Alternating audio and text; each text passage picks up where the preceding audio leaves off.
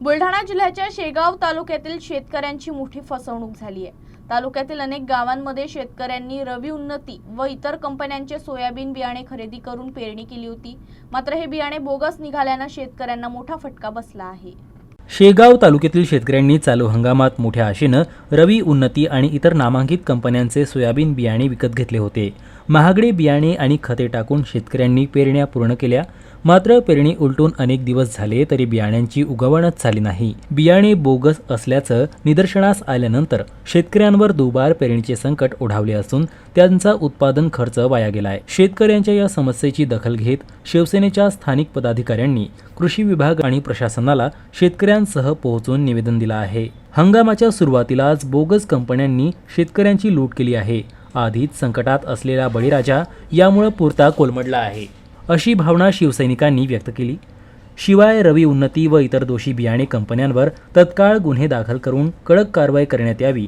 कृषी विभागानं तातडीनं नुकसानीचे पंचनामे करून बाधित शेतकऱ्यांना कंपन्यांकडून किंवा शासनाकडून योग्य ती आर्थिक भरपाई मिळवून द्यावी, अशा मागण्या निवेदनाद्वारे करण्यात आल्या आहेत। आता सध्या असं निष्पन्न झालं की संबंधित जे कंपन्या असतील याच्यावर तात्काळ कारवाई करायची आणि आता इथं ताबडतोब इथूनच प्रत्येक ज्या ज्या शेतकऱ्यांच्या तक्रारी आल्या असतील त्या तक्रारीचं निराकरण करून त्यांच्या शेतामध्ये आजपासून जाऊन सर्वे करण्यात येतील।